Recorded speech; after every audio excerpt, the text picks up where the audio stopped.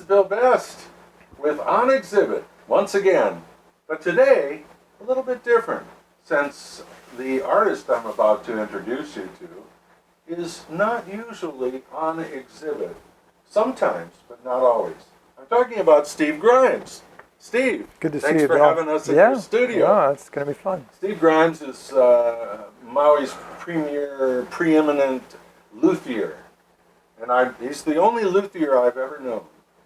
And if you don't know what a luthier is, that's a guy who putters around with wood, basically, and makes cool things that make music. And you've been creating guitars for... I've been luthing. Luthing. I've been luthing for 43 years now. Wow. I'm dating myself. Well, that's legal in Hawaii. Yeah. Yeah. But Same sex. that's right. You do such amazing work that I just had to bring Carl, our camera guy, Carl Wazicki, up here, and a few other folks to see how you do it.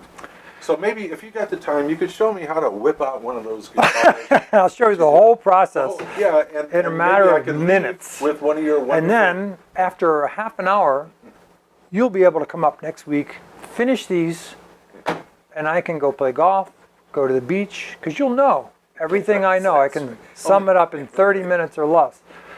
Well, where to start? I started in '72 repairing some instruments, and I didn't really know what I was doing, but I was just, I would pick up instruments at the Salvation Army and the Goodwill store for $5 and just figure out what's wrong with them and fix them up and either give them away or sell them and then do it again. And I just loved working with wood. And at the time I was working for Boeing. I had gone through school in engineering and had gotten a job as a draftsman at Boeing, which I just hated. And I had trouble staying awake. Just, I thought, this is, it's not what I want to do. And at the same time, I had a little shop where I was fixing instruments for folks. And then I thought, I just loved doing that.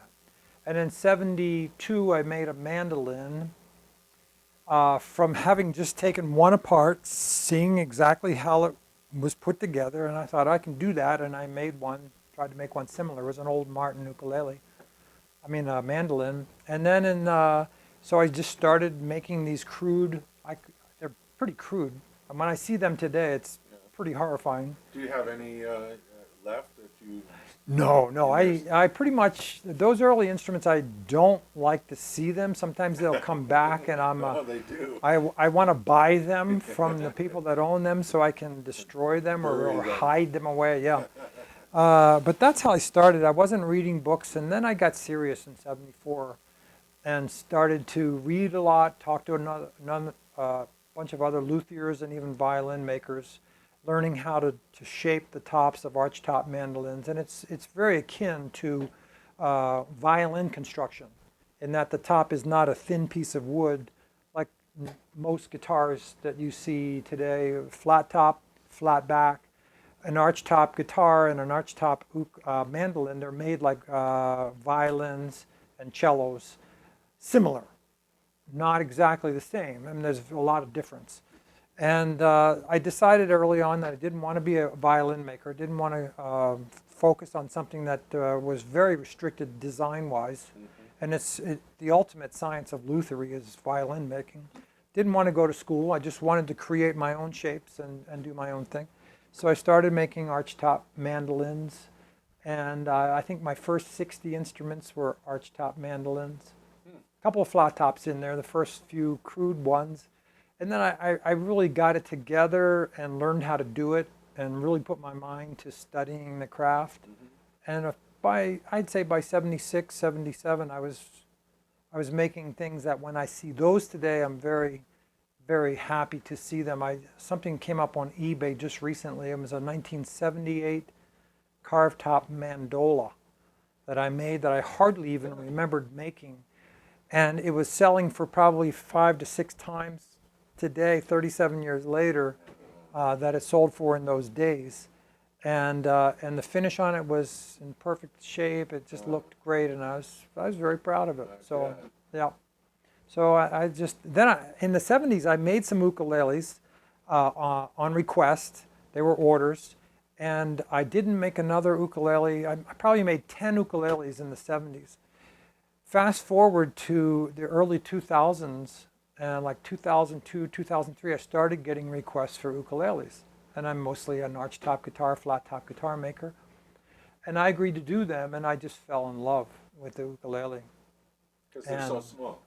No, Oh. because they're so cool, and they sound so good. And if you use the low G, I'm not really an ukulele player. I'm a guitar player who plays ukulele, but I have a lot of fun doing it.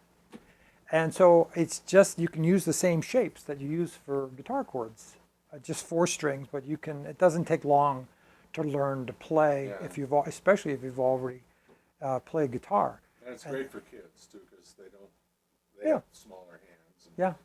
But I was getting these clients who were ordering high-end guitars. That's what I make. Yeah.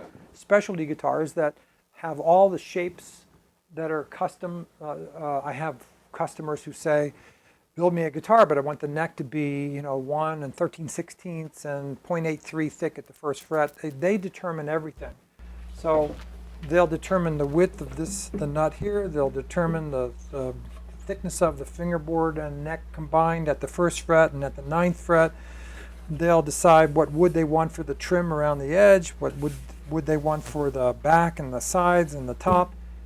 And when I fill out an order sheet, there's about 30 different parameters. And my customers are usually people who have very refined taste or requirements, and they know exactly what they want. And some will measure with a digital caliper the thickness of their neck to make sure that their new grimes is exactly the same. So it'll be 1.7825 thick at this point, and I duplicate that to make sure that when they open the guitar case for the first time and play it, that it feels the same as their their Holy Grail. You must get a few fussy customers once in a while who have a hard time being satisfied. No, all the time. All the time. It's not once in a while. They're fussy. They're all pretty gosh. fussy. Very, very rarely do I get somebody that says, "I want you to, build me what you think I would like." That's very rare. Yeah.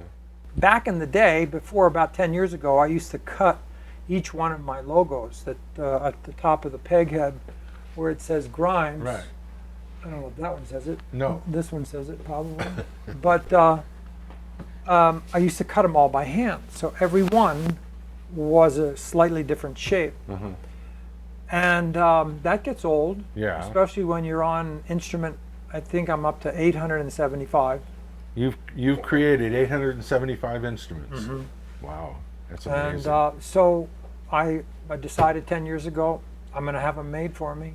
And now there are computer, it's called CNC machines. It's a computer numerical control machine, and they take your design, which is in a Corel Draw. I mean, it's in a digital format, and the machine will actually cut the inlay out that says Grimes, and then it'll also cut the ebony faceplate that the inlay is going to go in, and they go together, and it's perfect fit.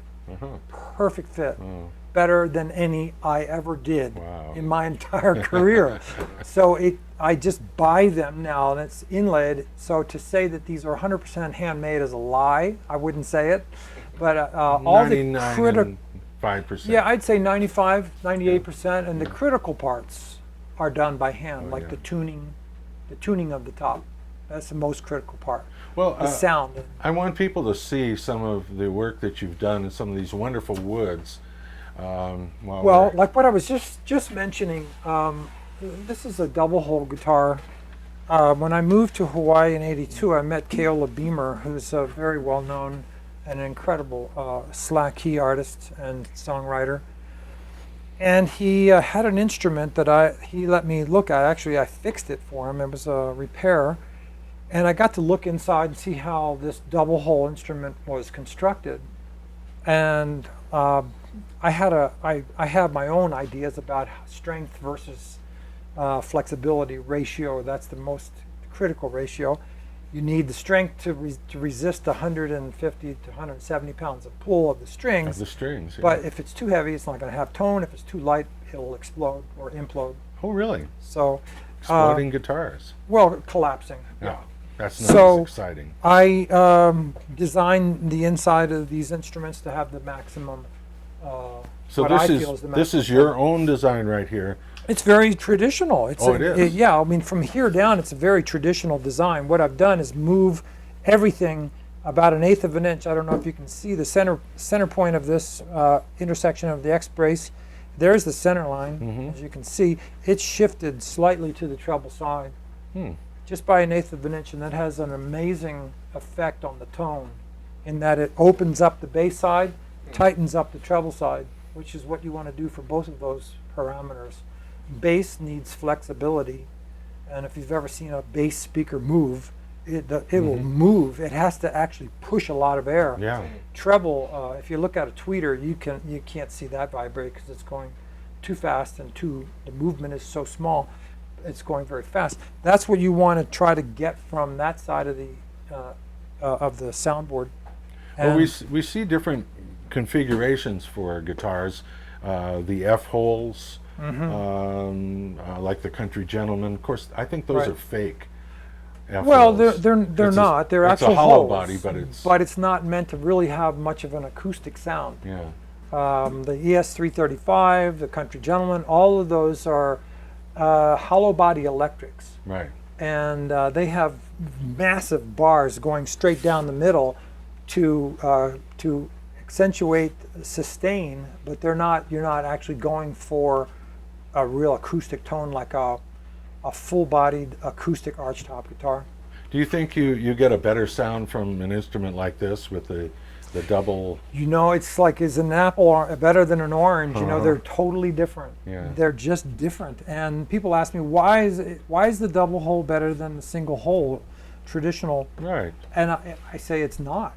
It's just a different thing. Sound. And a center sound hole with the force of the neck, the strings trying to pull the neck up. When you tighten up the strings, there's all this pressure right here, and you've got a hole. Well, a hole has no strength at all, so there has to be this heavy bracing around the hole to keep the guitar from going sway back at that point. But if you take that sound hole, move it out here, you have the natural stiffness of the curve of the sides, and then an X brace up here supports these sound holes and the fingerboard right down the middle. Then you've got this much room to use for the speaker of the guitar. So they all sound different. So this really works well for enhancing bass response and the clarity of the bass when you are using slacked tunings like they so often do in Hawaii, but all around the country, all around the world, people use lowered tunings down to D, sometimes down to C. And having that bigger speaker, just like having a bigger speaker to create bass and smaller speakers to create treble, this larger area gives a richness to the bass response that a flat top guitar with a center sound hole won't do. So I get a lot of players who have a lot of these center sound hole guitars and they go, what is this? And they come in and they actually play one and they can hear that difference. And then they have to add that to their arsenal. You use some wonderful woods. Maybe you could show us a few examples of the kinds of woods that you use. You showed me one just a bit ago, this Kula instrument here that is just so if gorgeous. I can, I'll just try to breeze through some of these Yeah. woods. This is an ukulele, tenor ukulele. Oh, look at the sides on that. Is that gorgeous? That's it's a mahogany. It's called sapele. And this is quilted or curly sapele Gorgeous. with a cedar top. And that'll be a very warm, because the mahogany is soft as hardwoods go. It's a soft hardwood. And then the softwood top, the cedar top, is very soft. And then a more traditional ukulele would be all koa. And I try to cut wood from the same board so that the back, the sides, the top all match. Yeah. And the instrument has some visual aesthetic integrity. So Here's another one that's all red koa. And that you haven't put a finish on that yet. No, and it doesn't even have the neck. I don't know. I think this is where I saw the neck around here. I think that's the Must be neck here for it. somewhere. All right, There's the neck. let's play. So yeah, right, it's ready to go. And occasionally I'll make a double hole ukulele. I make more double hole guitars than ukuleles, but this ukulele has a different sound than the single sound hole. Here's another double hole. Here's one that's getting ready to have strings put on it. It's only a day or two away from being done. Once So again, this is pretty. it's a reddish koa that I found a very high elevation on the Big Island, and it's a very hard to bend the sides. Very stiff wood and has a brighter sound than a lot of koas that I've used. Here's one with koa sides and back and a spruce top. Let me see if I can find something different here. I was trying to impress you with my knowledge of wood, which is very limited, but I brought up lignum vitae, which is Lignum vitae. Vitae. Is that how it's pronounced? Well, Shows how if you much- study how little Latin, I I know. Look at I had this. a thing. Latin teacher for a mom, Ah, so the I actual see. Latin, yeah. Vidi Vidi Vici. Right. So this is a wood called Ziricote, and this particular ukulele has curly koa curly koa bindings. Is that called purfling? Well, the purfling is the lighter colored strips that are inside the binding. Oh, okay. And right here on the side, you have side purfling. The little decorative strips are purfling, and I then know something. you do. You know a lot. I know about lignum vitae and pernambuca. That was another wood that Yes, And used he's- for violin bows primarily, but it's a great tone wood. I used to hang a lot with people who made little pipes. I can tell. You can. You can tell. It was a long time ago. This is redwood, a very, very, very tight. That's redwood. That's redwood, yeah. Oh. And the redwood. Eucalyptus. Do you ever use eucalyptus? No, That's it's not incredibly a hardwood. very. It's very hard. Great floors if you can find fairly quarter sawn eucalyptus. But if you get that off the rift cut eucalyptus, it'll cup on you, and you'll see all these different variations in what was once a smooth floor. Same with the instruments. If you use fruit woods or a lot of woods that are not stable, when they absorb and release moisture, they'll change shape, and some of them have a bad habit of not going back to the original shape. Oh, And that so is a bad habit. braces will pop and surfaces will change shape. It's not a good idea. So here we have, it is not the ladies' room, false advertising. Oh darn! I was looking This forward is, to seeing some ladies. Wood room number 1. The other wood room is an actual shed that's on another part of the property. But this is where I keep wood that I think I'll be using sometime in this lifetime. What would be one of the most expensive, hard to find woods? I mean, there must be Well- some wood that is almost obsolete or not obsolete. Well, but, there's a lot of restrictions on Brazilian rosewood, and Right. it is a fantastic wood to use. And I have some sets of it, and it basically, if you want to make a guitar or an ukulele out of Brazilian, you need to have the paperwork that proves that it's pre-CITES treaty. Oh, And okay. there was a treaty that was passed that restricts the sale, the transport of Brazilian rosewood Right. between countries to protect it, because it's been decimated down in Brazil, and it's a good idea, but the legislation that they enacted isn't the best, and there was an act called the Lacey Act, which made it very difficult for us luthiers who've had Brazilian rosewood in their arsenal for 30 years to use what we bought and what we invested in that long ago. And so we are now trying to retroactively find. I have paperwork on quite a bit of it, but it's very valuable. It's very good. I have some. Well, is anybody planting This is some Brazil. This is a set. Brazilian rosewood? For instance, this is from 1967. I wasn't even started in 1967, but I got it from a very well-known luthier who actually bought many sets in Brazil, went down to Brazil, had it sawn up, and in 1967, and I got some of the wood that he bought back then. But it's perfectly matched. It's perfectly quarter sawn. It's rare, and it's expensive. So what would a piece of wood like that cost? Well, I haven't tried to track down wood of that quality, of that age. I think the only places you can get it is from another luthier. You can find Brazilian rosewood for sale. A lot of it is root ball. A lot of it is of funkier quality than I have here. When you do find it, a set like that will probably cost the builder $1,000. Is that right? For Wow. just the wood for one guitar, and it would probably add anywhere from $2,000 to $6,000 to the final cost of the guitar to have wood of that quality. But there is no other wood in the world that has the tone of Brazilian rosewood. That would be the best wood you could find to create a. It's instrument. for a certain sound, it is the best wood that produces that sound. And there are other woods that are very similar and very dense, very beautiful. But Brazilian rosewood today is still thought of as the holy grail of hardwoods. Do you get more flat top guitar requests for rosewood than? No, I mean, being in Hawaii, I get this Koa. is what I get requests for. Lots koa, of koa. You know, Yeah. I have a more than I'll use in my lifetime. Well, how Supply sustainable? of curly. Some of this really? curly koa I have up here is dated 78. Oh, wow. So I didn't even live here, but I came to Hawaii searching for koa, bought several boards which I still have not used, and it's 22, 32, 37 years later, and there it is. But it's very dry. Well, let's get cracking. It's ready to use. This is a resaw where a wood up to 12 inches thick can be resawn into thin slices for flat top guitars or arch top guitars.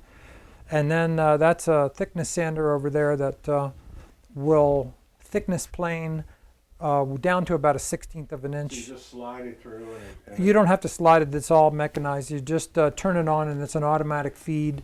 And then the crank down there at the bottom will tell you, will raise and lower the bench. Right. And then the little digital readout will tell you in thousandths of an inch Great. how thick your wood is. You have something over here that I was surprised Yeah, because this is just where we put it on braces. We do other operations here, but the most common use of this small space is the vacuum bag, where we do put on braces on backs. So this is a braced back. This is a wood called cocobolo. Oh, cocobolo. And I so knew that. what we'll do is before these braces are on, the center strip is in, and then this will go into this dish like that. And the dish, this round dish, has a radius to it of 12 feet.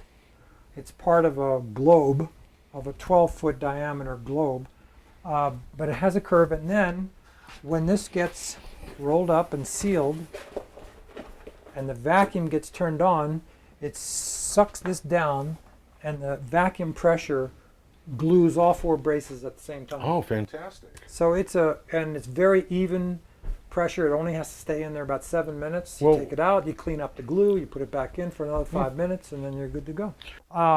Anyway, so this is a room where we just do a lot of assembly of small parts. My partner Russ works back here a lot and makes everything.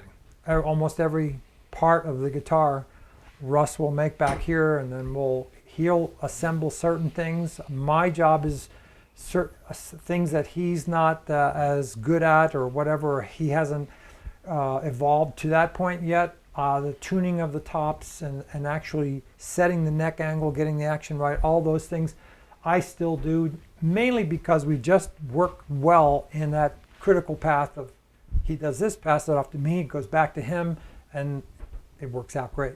You've done some amazing guitars and instruments for some rather well-known people. Perhaps we could step into Sure. the next room here, and you've got a photo gallery of Sorts, of yes. sorts. Okay, here we have some of the more well-known people I've been lucky enough to build guitars for. and the photos are quite faded. They have been in the sunlight for many years. One of the first well-known guitarists, I was so lucky to have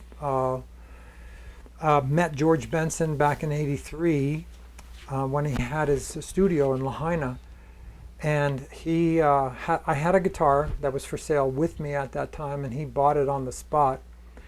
And then he started coming up to my shop, and he would, not every time, but he would often add to his collection. For instance, this day was in 1994, and I had designed and built one of those guitars for him, this Kula Rose acoustic archtop, and this one was just something that he saw here when he came, and he fell in love with it and bought that guitar.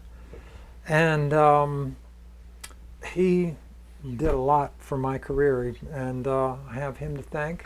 Steve, thank you for Really, having us really in fun your to- studio. And this for is coming up. on exhibit with Bill Best. Not exactly always on exhibit, but your work has been in some shows, some major shows. And on your website, Steve Grimes Guitars, people can see more and find out more.